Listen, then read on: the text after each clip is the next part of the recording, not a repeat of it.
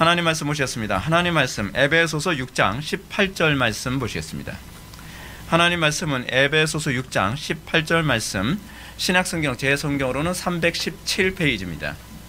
신약성경 317페이지 에베소서 6장 18절 말씀 찾으셨으면 우리 다 같이 한 목소리로 봉독할까요? 시작. 모든 기도와 간구를 하되 항상 성령 안에서 기도하고 이를 위하여 깨어 구하기를 항상 힘쓰며 여러 성도를 위하여 구하라. 아멘. 이 시간은 성령론 14번째 강의가 되겠습니다. 성령과 기도 사역이라는 제목으로 하나님 말씀 증거하도록 하겠습니다. 성령과 기도 사역. 아마도 저는 그렇게 마음을 굳게 먹었는데 성령께서 어떻게 하실지 몰라서 제가 드리는 말씀인데, 오늘이 마지막 성령론 강의가 될 겁니다. 네. 저는 마음을 굳혔어요. 네. 또 하다 보면 또 어떻게 될지 몰라서 그냥 굳혔다라고 그냥 말씀드릴게요. 마지막 강의가 될 겁니다. 그리고 이제 내년서부터는 우리가 이제 어떤 강의를 제가 이제 계획하고 있냐면 산상수훈을 제가 이제 강의할 생각을 하고 있습니다.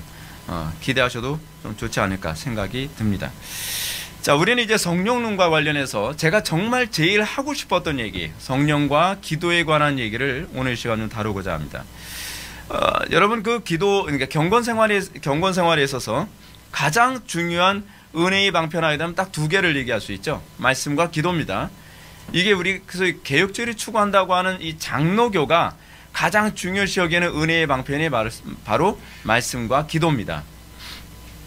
오늘날 기독교는 소위 성령 충만을 위해서 이 두 개의 방편을 어떻게 사용하느냐에 관한 문제와 항상 이 논쟁을 하고 있습니다. 근데 문제가 뭐냐면 오늘날 교회들이 이 두 개의 방편 중에서 항상 어느 한쪽만을 편중적으로 추구하는 경향성이 있습니다. 그러니까 말씀만을 은혜의 방편으로 생각하며 기도를 등한시하든지, 기도만을 은혜의 방편으로 여기며 말씀 또는 교리를 등한시 여기든지 하는 이 극단적인 편협함을 보이는 경향이 있습니다. 근데 중요한 것은 뭐냐면 이 둘 중에 어느 한쪽으로 편협하게 치우쳐지게 되면 성령 충만은 결코 우리에게 주어지지 않는다는 사실입니다.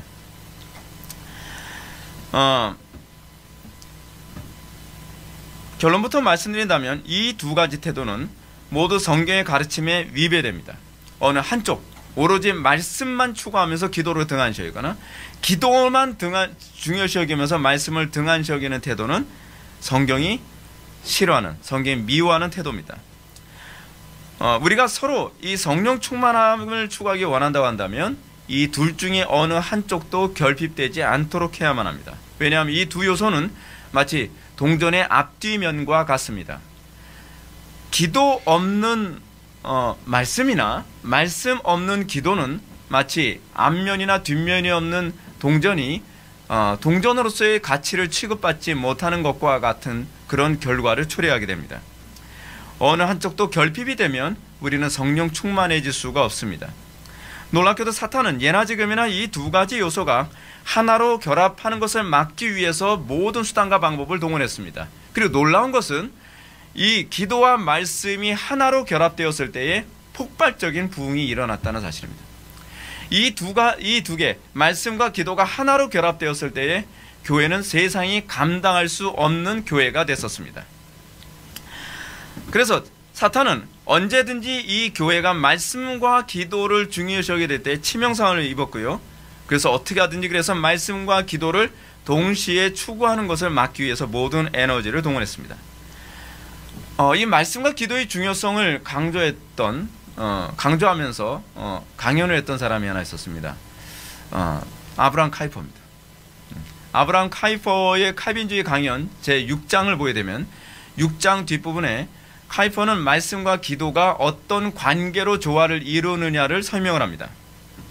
이 부분을 제가 이제 변종길 교수님이 쓴 아티클이라고 얘기해야 되나, 칼럼이라고 얘기해야 되나, 그래서 제가 아주 너무 내용이 좋아서 제가 그 부분을 제가 인용하면서 제가 앞부분을 오늘 설교를 좀 시작하려고 합니다.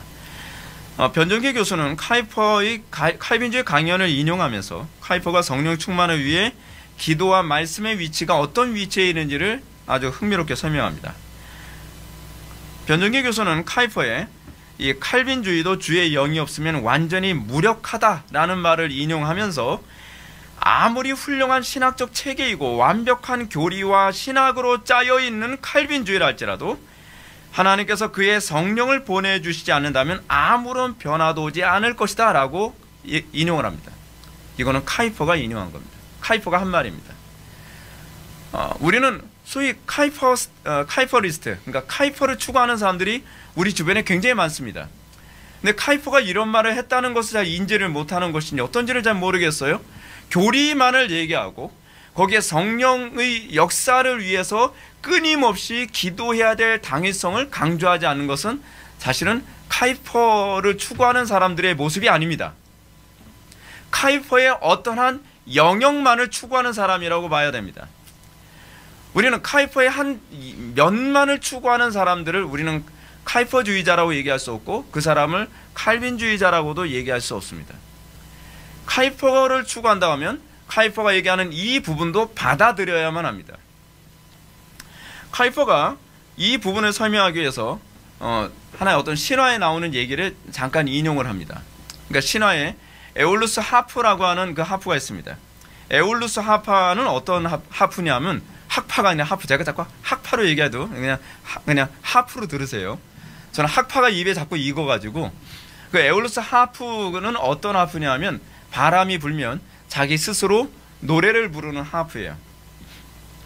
근데 바람이 불지 않으면 아무 소리도 내지 않습니다. 카이퍼는 이런 에올루스 하프를 예로 들면서 신자가 성령 충만을 위해서 두 가지 사명이 있다고 얘기합니다. 이 두 가지 사명에서 첫째는 바람이 불도록 하나님께 기도하는 것이고 두 번째는 성령의 바람이 불 때 우리 하프가 잘 조율돼서 거룩한 시온의 창가에 놓여 있도록 준비하는 것이다 라고 그렇게 주장을 합니다. 변정기 교수는 이런 카이퍼의 이 에올루스 하프에 관한 이 비유를 염두에 두면서 이렇게 말을 합니다. 제가 좀 길지만 읽어드리겠습니다. 그러나 과연 화란 개혁파 교회가, 화란이라고 하면 네덜란드를 얘기합니다. 화란 개혁파 교회가 이 두 가지 사명을 잘 실천하는가 하는 점에 대해서는 의문이 있다. 두 번째 사명인 하프를 준비하는 것은 잘 됐다고 생각된다. 성경 말씀을 부지런히 읽고 가르치고 지키려 했었다. 날마다 식탁에서 성경을 읽고 가르쳤으며 교회에서는 말씀과 교리를 가르치고 학교에서는 기독교 교육을 실시하였다. 그러나 첫 번째 사명인 기도는 과연 얼마나 했는가? 성령의 바람이 불도록 얼마나 기도했는가? 여기에 대해서는 회의적이다. 기도에 대해 말은 하지만 막상 기도 생활에 대해서는 잘 모른다. 철야 기도는 왜 하느냐 하면서 의아스러운 눈으로 쳐다본다. 새벽 기도회는 아예 전통이 없다. 그러다 보니 에올루스 하프는 준비되어 있는데 바람이 불지 않아서 소리가 나지 않는다. 바람이 불더라도 약하게 불어서 소리가 잘 들리지 않는다.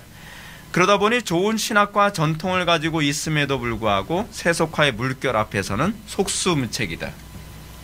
적절한 표현 아닌가요? 오늘날 한국교회, 소위 개혁파를 추구한다고 하는 오늘날 장로교회가 세속의 바람 앞에서 얼마나 강력하게 걸대죠 않아요? 얼마나 이 세속주의와의 싸움에서 얼마나 적절한 승전보를 울리고 있죠? 과연 우리가 가지고 있는 교리라고 하는 이 에올루스 하프가 얼마나 명확하게 소리를 내고 얼마나 강력하게 소리를 낸다고 우리가 장담할 수 있을까요? 기도를 얘기합니다. 오케이.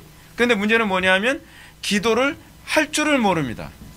기도를 가르치는 사람이 기도가 무엇인지를 잘 모르는 경우가 너무나 많습니다.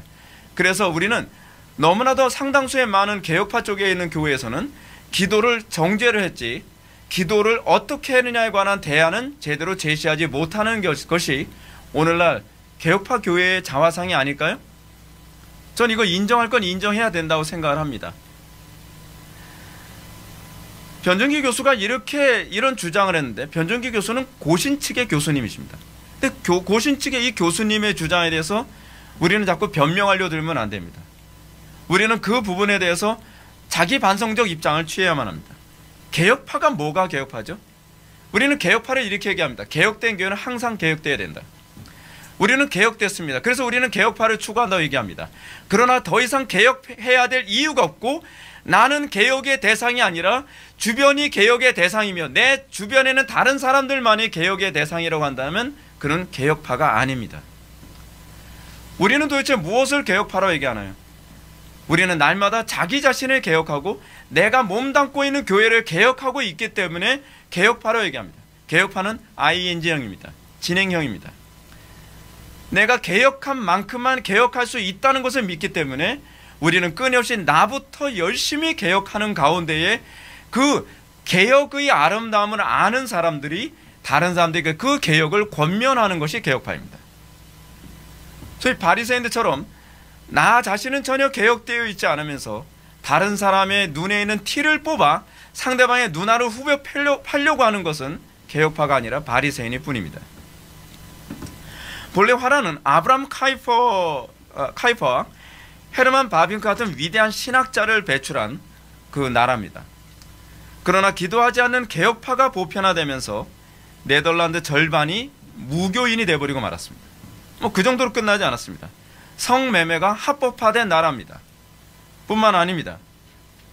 마약을 커피숍에서 파는 마약의 나라가 되고 말았습니다. 동성애를 비롯한 차마 입에 담을 수 없는 음란한 문화를 다 합법화시킨 나라가 바로 화란입니다. 네덜란드라는 거예요. 개혁파의 본산지라고 얘기하는 카이퍼와 바빙크가 신학을 얘기하고 그것으로 인해서 전 세계의 개혁파 신학이 확산되게 만든 본산지라고 하는 화란, 이 네덜란드가 지금은 타락의 본산지가 되어버리고 말았습니다. 때문에 얼마 전, 그러니까 2020년 10월입니다. 얼마 안 됐죠. 2020년 10월 9일에 예장 고시는 이렇게 변질된 화란 개혁 교회와의 관계를 단절해야 된다라고 하는 부분을 총회에서 고려해야 된다고 얘기를 하게 됐습니다. 우리도 회개하지 않으면 어떻게 될지 알 수가 없습니다. 화란의 개혁파 교회가 보여주는 것처럼 기도하지 않는 개혁파 교회가 얼마나 무참히 쉽게 무너질 수 있는지를 우리는 배워야만 합니다. 역사를 통해서 배워야만 합니다. 합리화해야 될 문제가 아니라 회개해야 될 문제이고, 합리화하고 그 부분을 찝는다고 싫어할 것만이 아니라 우리도 그렇지 않은가를 뒤돌아 보아야만 합니다. 우리에게 그렇게 시간이 많지 않을 수도 있습니다. 제가 여기서 분명하게 강조하고 싶은 것은 이것입니다. 우리가 기도와 말씀 가운데 어느 한쪽도 가볍게 취급한다면 성령 충만이라고 하는 에올루스 하프는 절대로 울리지 않을 거라는 사실입니다. 이 둘은 결코 뗄래야 뗄 수 없는 관계입니다. 성령님은 이렇게 기도와 말씀이라는 두 개의 은혜의 방편을 사용하여 신자들에게 성령 충만으로 이끌어 가십니다. 자, 그런데 이 점에서 저는 기도와 성령과의 관계를 아주 잘 설명해 주고 있는 하이델베르크 요리문답 116문을 여러분들한테 소개해 드리고자 합니다. 하이델베르크 요리문답 116문은 이렇게 질문합니다. 그리스도인에게 왜 기도가 필요합니까? 이거에 대한 하이델베르크 요리문답의 대답은 이렇습니다.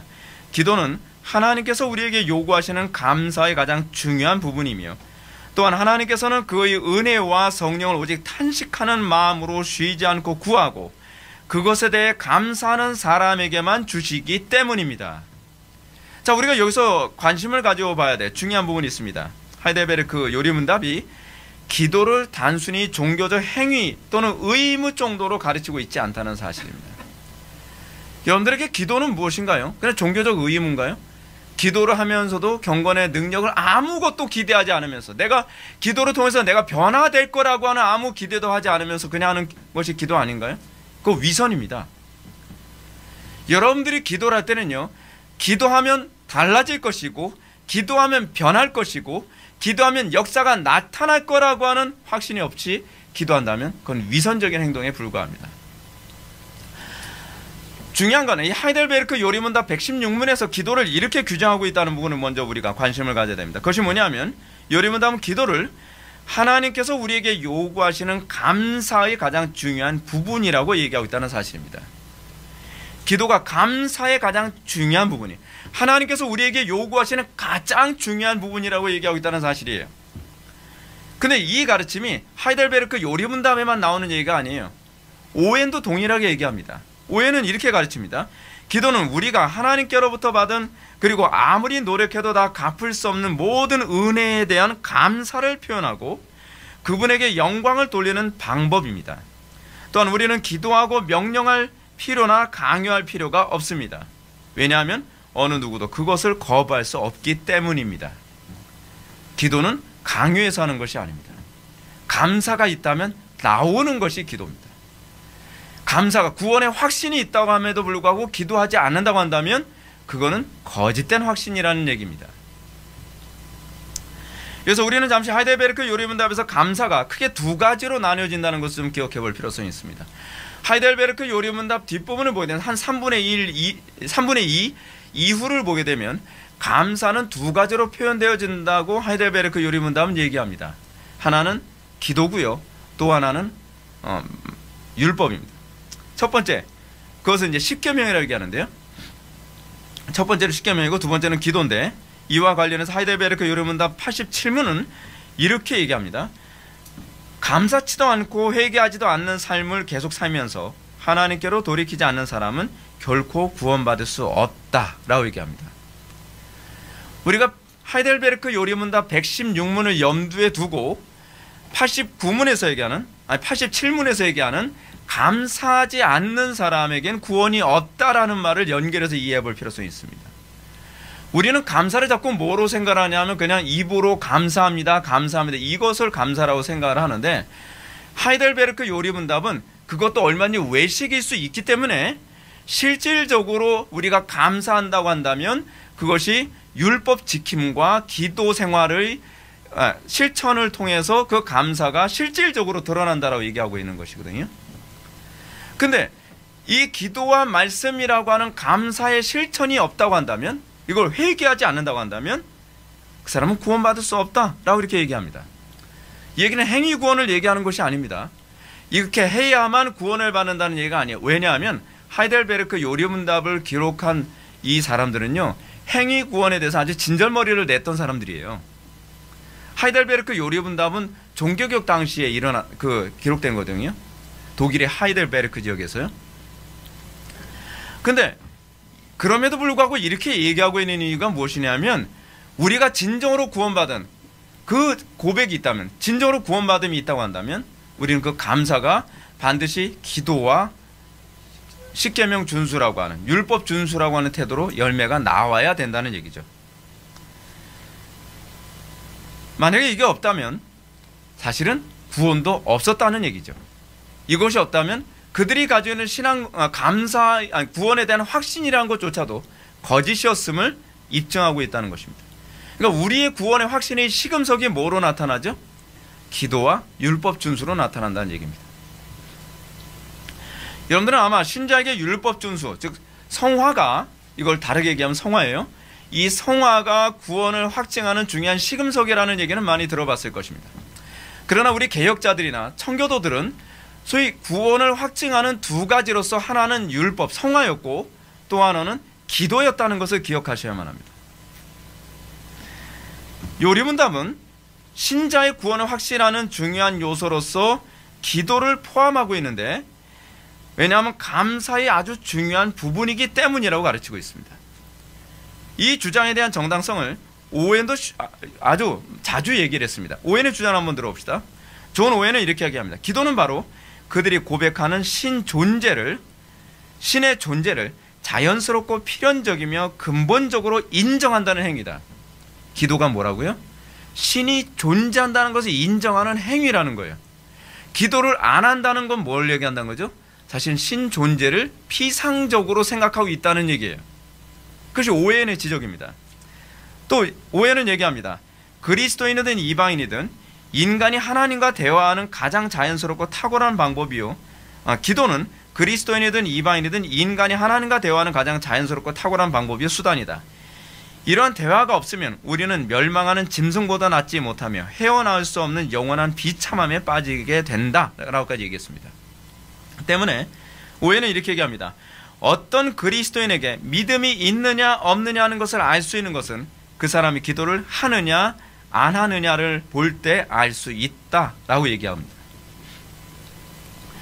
자기가 구원의 확신이 있다고 얘기를 하면서 그리고 내가 하나님의 은혜의 그 영광을 맛보았다라고 얘기하면서 그에게 감사가 없어요. 율법을 준수하는 것도 없고, 그리고 그들에게 기도의 일상화가 없다고 한다면 그건 심각한 문제가 있는 것이죠. 구원받았다면 당연히 우리 그 청교도대 흔히 얘기했던 것처럼 우리는 당연히 영혼의 양식과 영혼의 호흡을 하게 되어 있죠. 영혼의 양식은 말씀이라고 한다면 영혼의 호흡은 기도라고 하지 않습니까? 양식을 먹는데 호흡을 안 한다? 아니죠. 호흡을 못하는 사람이 양식을 먹은 게 아니죠. 실제로 기도하지 않는 사람이 말씀대로 살지 못합니다. 우리가 호흡을 하지 않으면서 말씀을 먹을 수 있다고 얘기하는 것은 그냥 지적인 욕구를 채운 것에 불과하지 내 영혼의 양식이 됐다고는 얘기할 수가 없습니다. 우리는 이 부분에 대해서 분명히 인정해야만 합니다. 그러나 애석하게도 오늘날 한국교회는 서론에서 언급한 것처럼 이 두 가지 신앙 요소에 대해 극단적인 편향성을 보이고 있습니다. 한편은 기도는 있으나 주의 계명을 등한시합니다. 기도는 엄청 많이 하죠. 밤이 맞도록 기도하고, 제가 봤던 어떤 분들은 기도는 원장이라고도 하고, 기도는 원장 할 정도면 기도를 많이 하니까 기도는 원장 아니겠어요? 근데 교리에 대해서 또는 말씀에 대해서 전혀 관심이 없어요. 그분이 설교를 할 때 들어보면 도대체 성경을 알긴 하는 사람인지 아주 엉터리로 설교를 해요. 엉터리로요. 성경을 완전히 자기 마음대로, 자기 욕심을 채우는 대로 설교를 하죠. 그건 기도를 많이 하지만 가짜입니다. 다른 한쪽은 계명은 지킨다고 하는데 기도를 등한시합니다. 저는 이 부분도 납득이 안 갑니다. 어떻게 계명을 지킬 수 있죠?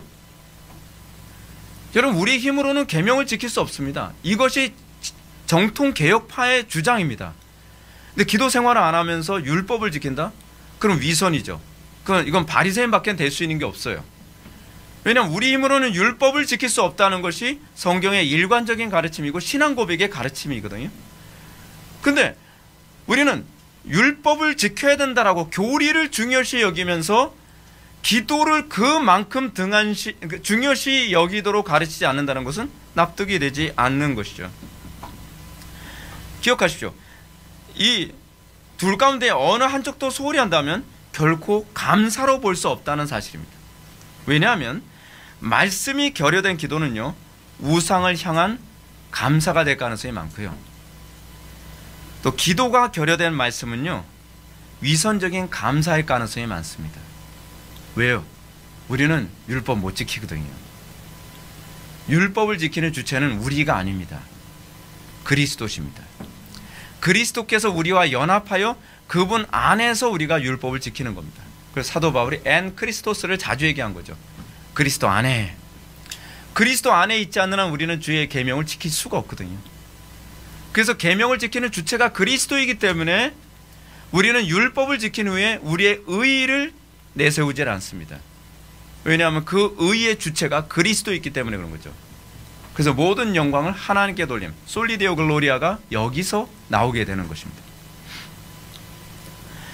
카이퍼의 주장을 다시 한번 카이퍼의 주장처럼 이 둘은 감사를 이루기 위한 에울루스 하프의 바람과 같은 부분입니다.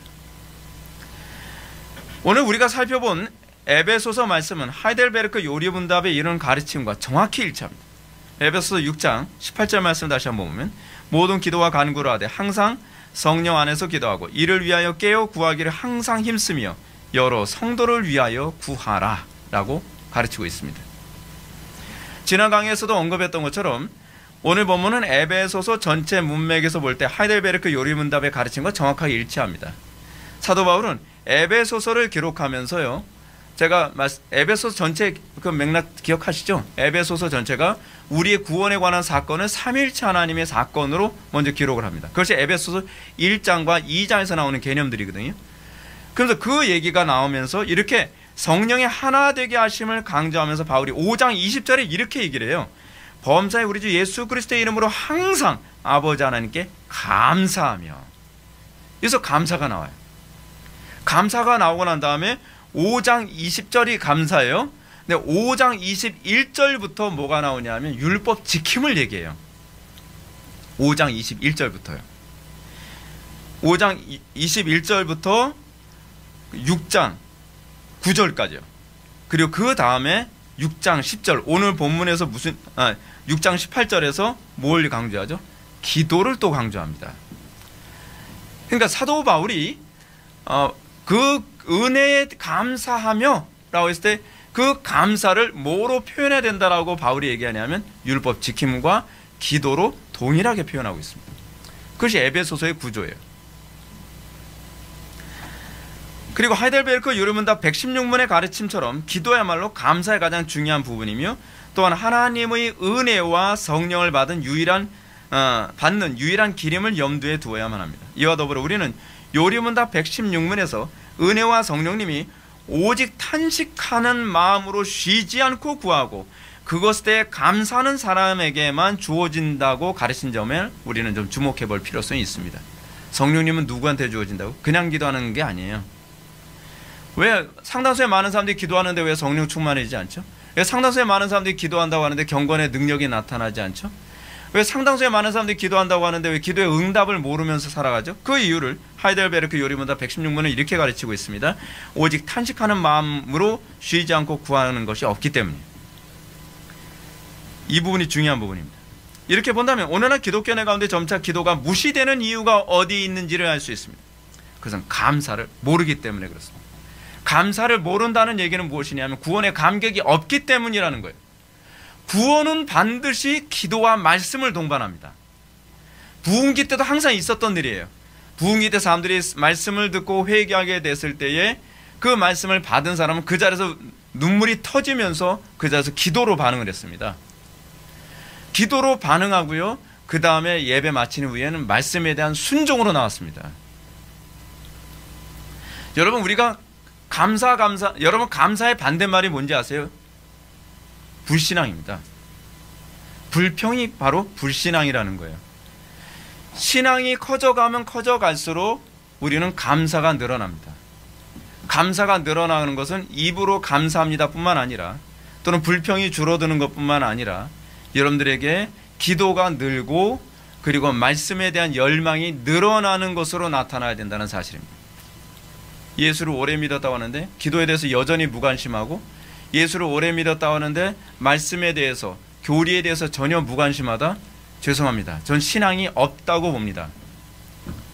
이 부분은 냉정하게 여러분들 점검해 볼 필요성이 있습니다. 근데 한국교회는 지금 상당수 교회에서요, 성도들이 기분 나빠할까 봐 아예 그렇게 얘기 안 합니다. 그래도 신앙은 있는 거예요. 신앙이 있는 건지 없는지는 저는 모르겠어요. 그런 사람들에 대해서는. 근데 신앙이 있다고는 저는 얘기를 안 하고 싶어요. 왜냐하면 그런 성도들이 자기의 신앙을 뒤돌아보고 점검할 수 있는 기회를 제공해야 되는 것이 목사가 해야 될 일이거든요. 목사가 강단에서 설교하고 좋은 소리 듣자고 목사하는 거 아닙니다.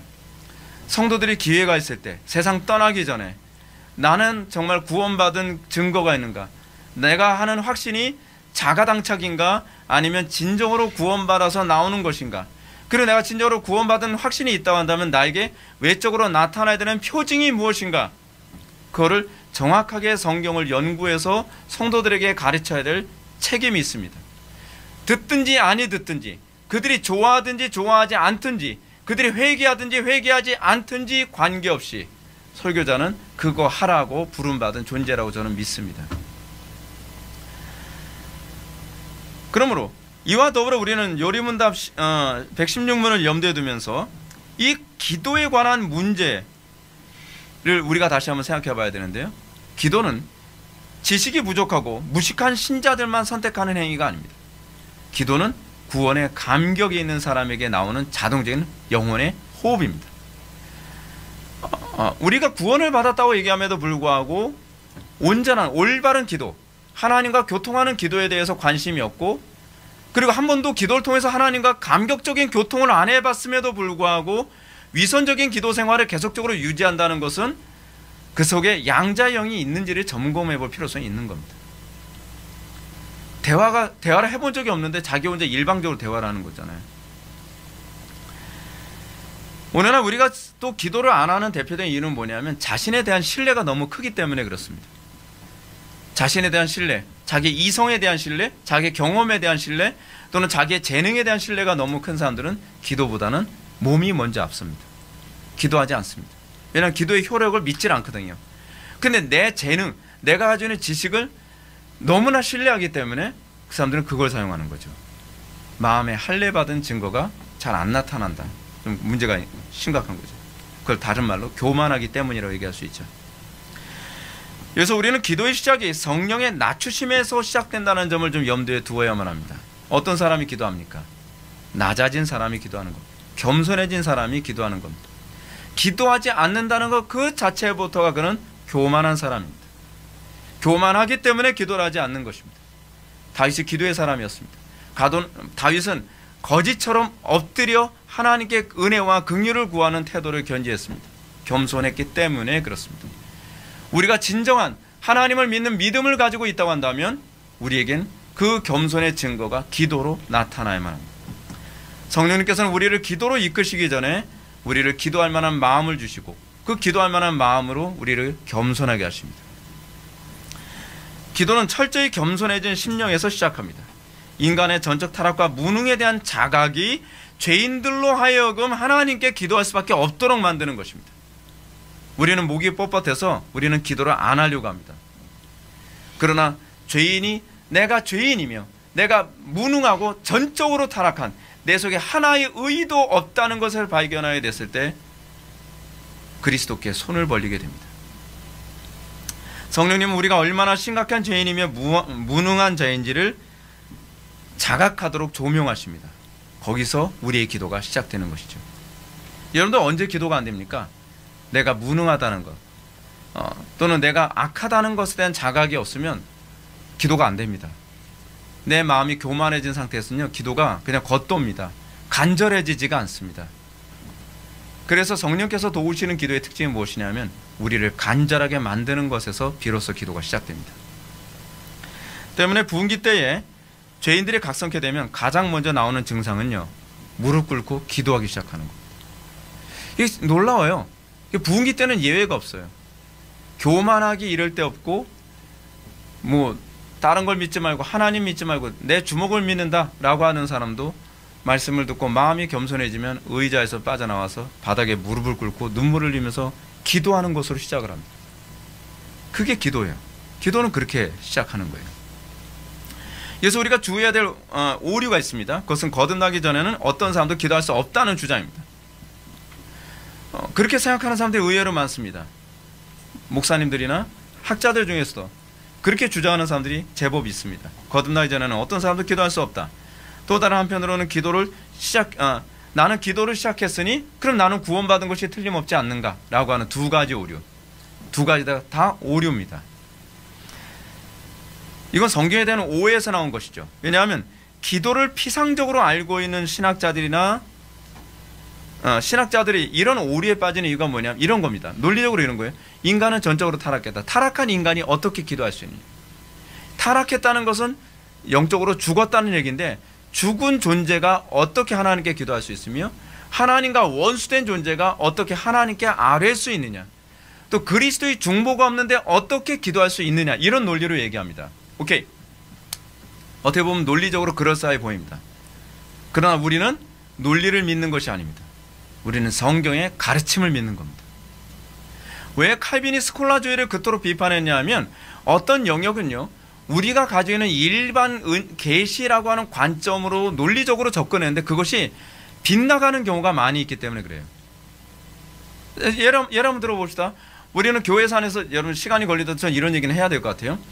교회에서 안에서요, 우리는 성령에 대한 이해에서 필리오케라고 하는 교리가 나오게 됐습니다.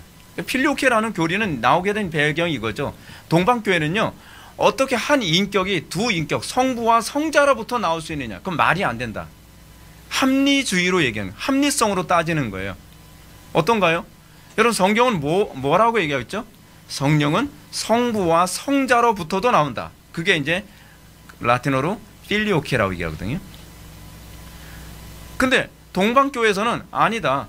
성령은 한 인격이신 성부로부터 나오고 그리고 성자께서 보내신 것이다. 이게 논리적으로 맞지. 이게 합리적이지? 라고 생각하는 거예요. 어떤가요? 우리의 이성으로 이게 납득이 되나요? 근데 우리 정통 교회 안에서는 한 성령이 두 인격으로부터 나왔다는 것에 대해서 동의합니다. 왠지 아세요? 그냥 성경이 그렇게 가르치고 있기 때문이에요. 우리의 이성이 성경을 모든 것을 다 해석하지 못합니다. 우리 이성을 벗어나는 영역이 많단 말이에요. 이것도 마찬가지입니다. 우리는요, 어떻게 죽은 사람이 하나님께 기도할 수 있죠? 근데 성경은 거듭나지 않은 사람의 기도에 관해서 언급하는 부분이 많아요. 예를 들어서 이런 아합 왕이요, 하나님께 기도했는데 그게 응답이 돼서 아합 왕을 심판하려고 하는 것을 뒤로 미룬 케이스도 있습니다. 그걸 어떻게 이해해야 되죠? 또 여러분, 요나서에서 나오는 그 사건, 요나서에서 여러분 이방인들에게 복음을, 그 심판을 전했더니 이방인들이 회개하는 것 때문에 진노가 미뤄졌습니다. 그걸 어떻게 이해해야 되죠?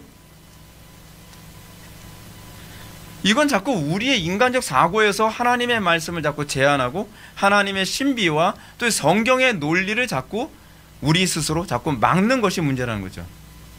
이 부분에 관해서 이제 그 박재현 교수가 이런 식으로 얘기했습니다.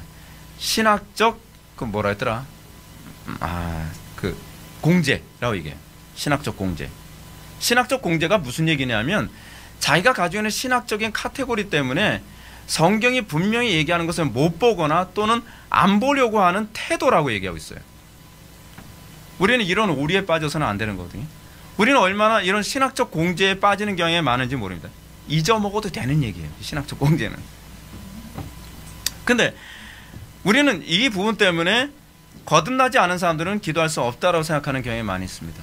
그래서 개혁파 교회에서는 교회 안에 거듭난 사람이 많지 않기 때문에 같이 기도하자 이런 얘기를 안 하는 경우가 많이 있어요. 왜냐하면 거듭난 사람이 몇 명 없는데. 그럼 저는 이렇게 얘기하고 싶어요. 저 사람이 거듭났는지 거듭나지 않았는지 그럼 어떻게 알죠? 명확하게 알 수 있나요? 아니요, 그것도 우리는 함부로 재단할 수가 없어요. 자, 반대로 교리문답을 잘못 이해한 사람은 이렇게 얘기합니다. 그럼 나는 기도하니까 나는 그럼 구원받은 것이 틀림없겠다. 아니요, 그 기도도 그가 진정으로 참되게 기도하느냐의 여부를 통해서 다시 점검해 볼 필요성이 있습니다. 우리가 분명히 알아야 될 점은 거듭나기 이전에 있는 자연인도 분명히 기도할 수 있다는 사실입니다. 왜냐하면 성경은 누구든지 주의 이름을 부르는 자는 구원을 얻으리라고 가르치고 있기 때문에 그렇습니다. 여기에 누구든지는 신자만을 제한하는 한정적 표현이 아닙니다. 모든 사람들입니다. 모든 사람이 주의 이름을 부르면 구원을 받습니다. 실제로 예수님을 믿지 않았던 사람들이 예수님을 부름으로 구원을 받게 된 케이스가 많습니다. 그럼에도 불구하고 아직 거듭나지 않은 자연인들의 기도는 거듭난 신자의 기도와는 분명히 다릅니다. 그래서 여기서 우리는 이 부분을 분명히 알아야만 합니다. 첫째는 동기에서 차이가 납니다. 자연인들의 기도는요, 구속의 은총에 대한 감사에서 나오는 기도가 안 됩니다. 그들은 감사가 없기 때문에 그래요. 그들은 단지 하나님의 심판에 대한 두려움과 절망 때문에 간절히 기도할 뿐입니다. 하나님께 대한 사랑의 열매 때문이 아니라 진노에 대한 두려움 때문에 그들은 기도합니다. 자, 이 부분에 관해서 오웬은 이렇게 얘기합니다. 존 프레스톤은 이렇게 얘기하죠. 오웬이 아니라 존 프레스톤은 이렇게 얘기합니다. 거듭나지 못한 자연인도 믿음과 은혜와 회개를 위해 열심히 기도할 수 있다. 그러나 그것은 그가 그 속에서 아름다움을 보았기 때문이 아니다. 그 속에서 좋은 맛을 보거나 향기를 맡아서가 아니라 단지 그것을 천국으로 이끌어주는 사다리로 여겨 구하는 것이다. 이런 것이 없이는 구원받을 수 없음을 의식하게 되었기에 자연인이 그것을 바라며 열렬히 바라기까지 하는 것이다 라고 얘기합니다. 자연인들도 기도할 수 있습니다. 거듭나지 않은 사람도 기도할 수 있습니다. 그러나 그들이 기도하는 것은 구원에 대한 열망 때문에 기도하는 것일 뿐입니다. 그들은 하나님의 영광을 위해서 기도 못합니다. 하나님의 영광을 위해서 기도할 의욕과 열정이 없습니다. 형식적일 뿐입니다. 그렇습니다. 자연인들은 결코 하나님의 은혜에 대한 감사와 사랑으로 인해 자발적으로 기도하지 못합니다. 그들은 다급해야 기도하고요, 하나님의 진노에 대한 감각이 있을 때만 기도합니다. 감사에 의해 나오는 하나님 나라의 이를 위한 기도는요, 거듭난 심령, 진정한 감사가 있을 때라야만 하나님의 나라와 의를 위해서 기도할 수 있습니다. 이것은 제자들에게만 한정되어진 기도입니다.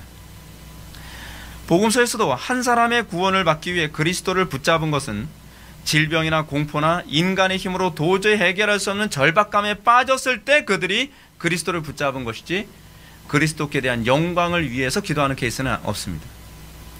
그들이 이렇게 절박하게 주님을 붙잡았을 때 그들은 비로소 내 믿음이 너를 구원하였느니라, 또는 오늘 구원이 네 집에 이르렀느니라 라고 하는 선언을 듣게 되었습니다. 그리고 그 이후에 그들의 기도는 하나님의 그 은혜에 대한 감사의 기도로 기도가 바뀌게 됩니다.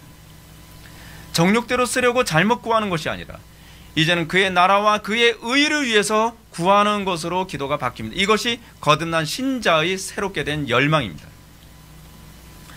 두 번째로 자연인들의 기도와 거듭난 신자의 기도 차이는 지속성에서 차이가 납니다. 자연인들은 문제가 있을 때만 기도합니다. 그들은 자신에게 다가오는 절박한 문제가 사라지면 다시 기도를 등한시하는 태도를 또 반복합니다. 육신의 지혜와 능력을 더 의지합니다. 이런 일이 반복되면서 이들의 기도는 점차 더 위선적으로 바뀌어갑니다. 왜냐하면 자연인들의 기도는 하나님 앞에 겸손해졌기 때문에 자발적으로 나오는 기도가 아니라 절박하기 때문에 어쩔 수 없이 자존심 꺾고 하나님께 긍휼을 구하는 것이기 때문에 그렇습니다. 그래서 여러분, 우리 주변에 거듭나지 않은 사람임에도 불구하고 병고침을 위해 기도했을 때 병고침 받기도 하고요. 또는 가정에 문제가 있거나 직장에 문제가 있거나 삶에 문제가 있을 때 기도해서 응답받기도 합니다. 근데 그것이 거듭났기 때문에 응답받는 것이라 자꾸 착각하는 경향이 있어요. 그거는 자연인들도 가능합니다.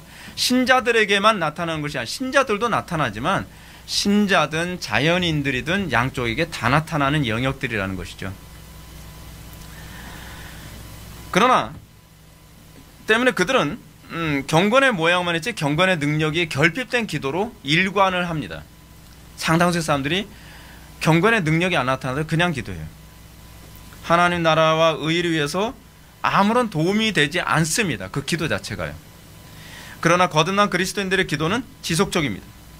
이들에겐 구속의 은총에 대한 감사가 기도의 원동력을 이루기 때문에 그런 것이죠. 더군다나 이들은 마음의 한량을 받아서 마음이 겸손한 상태에 있습니다. 그래서 그들은 항상 갈급합니다. 가난합니다. 그리고 애통해 합니다. 그들이 기도하는 이유는 하나님의 이름 때문에 기도합니다. 그의 나라와 그의 의 때문에 기도합니다. 그래서 그들은 기도를 쉴 수가 없습니다. 이렇게 성령님은 신자가 평생 기도를 쉴 수 없도록 끊임없이 그 심령 속에서 독려합니다. 이 부분을 좀 더 명확하게 다음과 같이 오웬이 가르친 것을 한번 들어보시기 바랍니다. 성령은 우리 안에 이런 의무, 즉 기도의 의무에 대해 반응하도록 은혜로운 경향이나 성질을 불러일으킨다는 면에서 간구의 영이다. 우리가 거듭난 이후에 그 성령께서는 우리에게 지속적으로 기도하도록 우리의 성질, 우리의 성향을 바꿔놓으셨습니다. 그래서 우리는 죽을 때까지 기도합니다. 우리는 이 땅에서 필요할 때만 기도하는 그런 사람이 될 수가 없습니다. 자연인들에게 이런 은혜로운 경향이나 성질이 없기 때문에 그들은 기도를 지속하지 못합니다. 지속한다 해도 경건의 능력이 나타나지 않은 위선적인 기도밖에는 할 것이 없습니다. 그래서 제가 여러분한테 누누이 말씀드린 게 그거죠. 경건의 능력이 나타나지 않는 기도에 관해서 점검해 보라고요. 그거는 위선적인 기도고, 그건 바리새인의 기도고, 생명 없는 기도일 가능성이 농후하기 때문에 그렇습니다. 그러므로 성령께서 자연인들의 마음을 겸손하게 아니하시면 결코 기도다운 기도를 하지 않습니다. 그리고 성령께서 자연인의 마음을 겸손하게 하셨다고 하더라도 그 마음이 지속적으로 겸손하게 됐는지 아니면 일시적으로 겸손하게 됐는지도 중요합니다. 그러니까 어떤 사람은 위기만 닥치면 기도하는데 위기 안 닥치면 또 기도가 느슨해져요. 그게 굉장히 일시적이죠. 그거는 자연인들의 기도의 특징입니다. 그러나 거듭난 그리스도인들은 문제가 있든 없든 계속적으로 기도를 합니다. 흥미로운 건 우리가 거듭난 지 얼마 안 됐을 경우에는요, 하나님께서는 우리에게 기도를 훈련시키기 위해서 문제를 계속 주셔서 기도를 쉬지 않도록 하시는 방식도 사용합니다. 그래서 우리가 일평생 기도하는 훈련이 되도록 하시기도 하시죠. 이 부분을 판별하는 중요한 시금석이 바로 기도죠. 오웬도 이런 사실을 부패한 심령은 기도하기 싫어하고 기도에 대해 반감을 가지고 있다라는 말로 지적하고 있습니다. 부패한 심령은 정말 기도하기 싫어합니다. 어떻게 하든지 기도하지 않을 명분을 찾아내려 애렸습니다. 계속 변명합니다. 그래서 기도를 꼭 해야만 신앙인가? 이렇게 얘기를 합니다. 그래서 우리는 뭐라 하죠? 우리는 짧게 얘기하잖아요. 기도해야만 꼭 신앙인가? 신앙이야. 이렇게 얘기하는 거죠. 이제 저는 마지막으로 기도가 오로지 거듭난 신자의 특권이라는 점을 여러분들한테 강조하고 싶습니다. 기도는 특권입니다. 기도는 의무나 버거운 어떤 책임이 아니라 특권입니다. 어떤 특권이죠?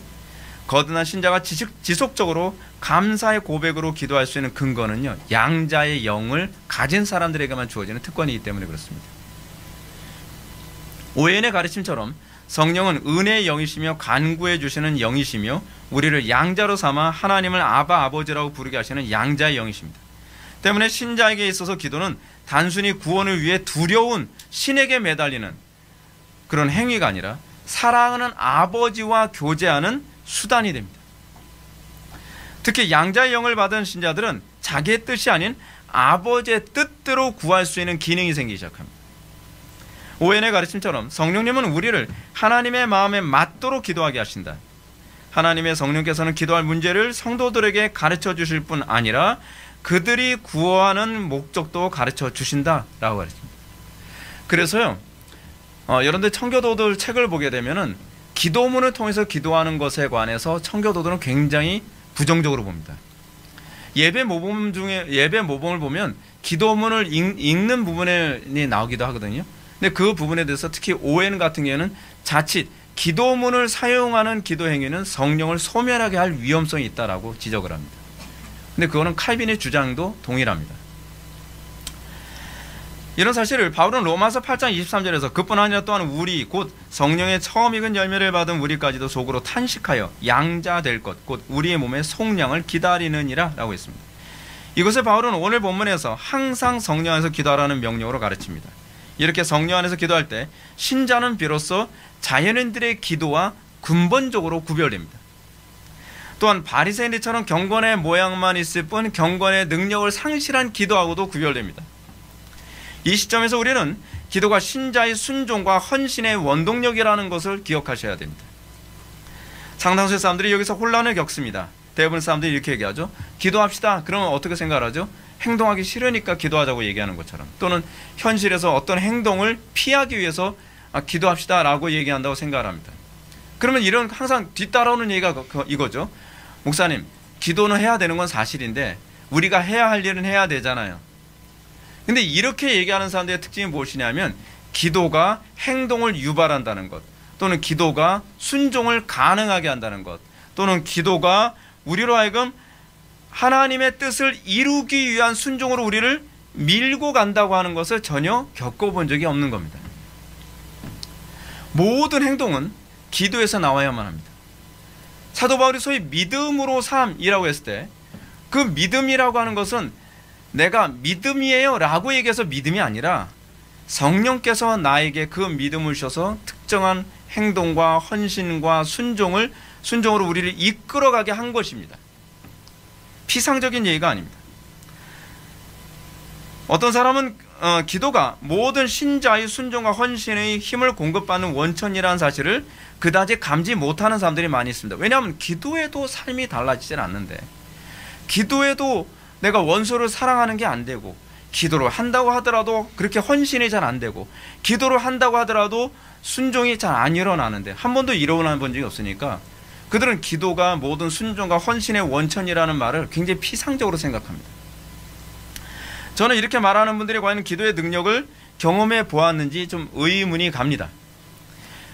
구약과 신약을 보면 하나님의 백성들은 기도 후에 행할 바를 알게 되었고요, 기도 후에 행할 수 있는 능력을 공급받았습니다.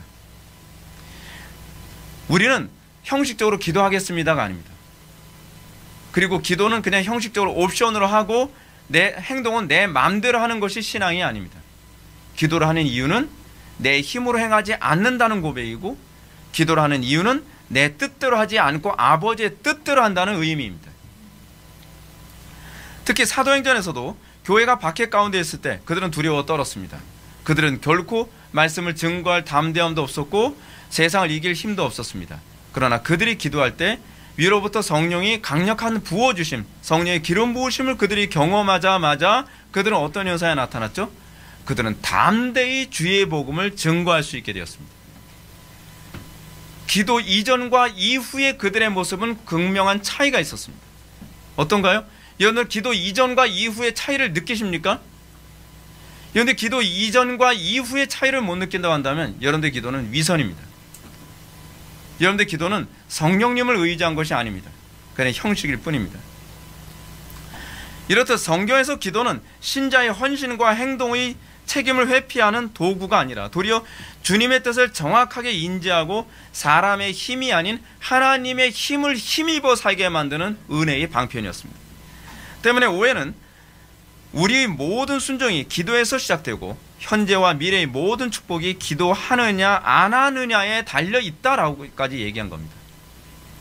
이렇게 함으로써 신자는 성령의 사람이 되고 성령의 사람으로서 행할 때 비로소 그리스도의 영광을 나타내게 되는 것입니다. 때문에 오해는 믿음의 모든 역사는 기도하는 것이라고 해도 과언이 아닐 것이다 라고까지 얘기했습니다. 믿음 곧 기도하는 것이라고 얘기를 하는 거예요. 그러면 사도 바울이 믿음으로 행하지 않은 것은 다 죄인이라 라고 하는 것은 뭘 의미하는 거죠? 기도하지 않고 내 생각대로 내 힘으로 하는 모든 것들이 죄라고 생각하는 것은 무리한 해석은 아니겠죠. 이제 말씀을 정리하겠습니다. 사랑하는 성도 여러분, 저는 오늘 성령께서 신자에게 어떻게 기도하게 하시는지에 대해서 제가 강론했습니다. 이 강론 가운데 우리가 결코 잊지 말아야 할 전제가 있습니다. 그것은 기도가 목표로 하는 바는 거룩하신 성삼위 하나님의 경륜에 우리를 사용하시는 방편이라는 겁니다. 우리는 항상 성령론을 생각할 때 성령론은 항상 삼위일체론과 또 삼위일체 하나님의 경륜적 사역의 범주에서 벗어나지 않아야 합니다. 저는 이 범주 안에서 설교를 했고 그렇기 때문에 제 설교가 문제되지 않는다고 저는 확신합니다. 이 말씀은 기도가 신자의 욕심을 채우는 도구가 아니라 아버지의 뜻이 이 땅에 이루는 그런 수단으로 사용되어져야 한다는 사실입니다. 오해의 지적처럼 믿음의 모든 역사는 기도하는 것입니다. 기도 없이 하는 것은 성령님의 주권을 무시하는 것이고 아버지의 뜻보다는 내 뜻을 이루려는 타락한 아담의 전철을 그대로 밟고 있는 것입니다. 오늘날 대한민국 교회는 점점 기도가 약해져 가고 있습니다. 약해져 갈 뿐만 아니라 이방인들처럼 자기의 유익을 구하는 기도가 점점 보편화되어 가고 있습니다. 그 결과 대한민국 교회는 점점 하나님의 영광이 떠나는 그런 모습으로 점점 비춰지고 있습니다. 선지자 아모스는 여호와 하나님께서 자기의 비밀을 그 종 선지자들에게 보이지 아니하고는 결코 행하심이 없으시리라라고 예언했습니다. 이 말씀 하나님께서 당신의 위대한 일을 이루시기 전에 하나님께서는 그의 백성들에게 먼저 기도하게 하시고 그리고 그 작정하신 일을 이루신다는 사실입니다. 탈보 신학교 입구에 보면 Pray for Revival이라고 하는 문구가 써 있습니다. 부흥을 위해서 기도하라. 부흥을 위해서 기도하면 부흥이 일어난다는 얘기가 아닙니다. 하나님께서는 부흥을 주시기 전에 우리의 기도를 사용하신다는 것입니다. 주도권은 항상 하나님께 있습니다. 우리가 기도하기 때문에 무슨 일이 일어나는 일은 없습니다. 그러나 하나님께서는 무슨 일을 이루시기 전에 우리에게 그것을 소위 오늘 본문에 제가 방금 읽어드린 아모스 선지자의 말처럼 그의 택한 백성들에게 그 부분에 대한 기도의 열망을 갖게 하시고 그리고 그것을 기도했을 때에 하나님께서는 응답으로 열매가 나타나게 하셨다는 사실입니다. 이런 놀라운 사실이 요한계시록에서도 그대로 나타납니다.